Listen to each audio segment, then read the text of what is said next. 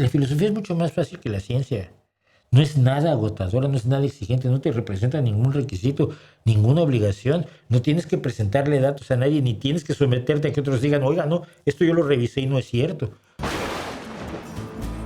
¿Por qué la filosofía comenzó en la historia antes de la ciencia? Por error, una tragedia. Yo qué sé. Pero siento que las ganas de saber son legítimas en todos los casos. El problema de la filosofía es que dijo, ya sé.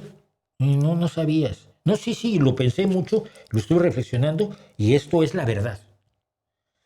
Y lo has sometido a experimentación, ¿qué es eso? Ese fue el problema, ¿no?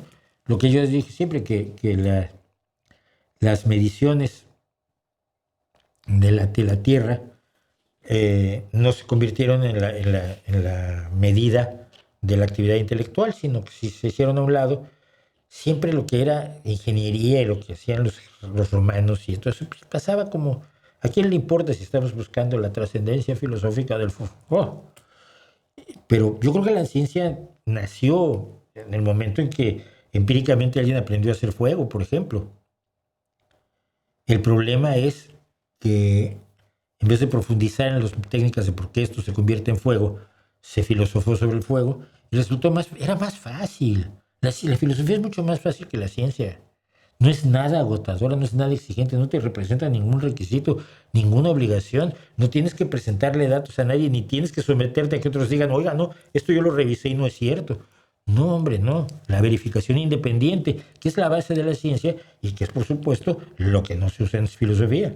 No hay verificación independiente porque no hay bases para las afirmaciones que se hacen, ¿no? Entonces yo creo que confluyen todos esos elementos. No estoy simplemente tratando de especular por qué.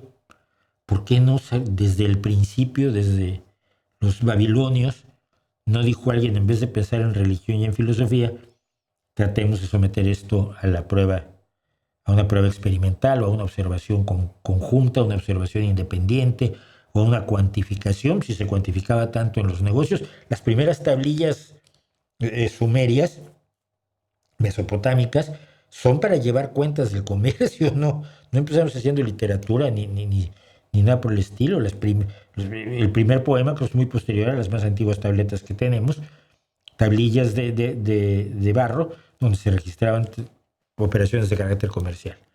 Entonces, quizás podría haber iniciado la ciencia antes que la filosofía, ve tú a saber.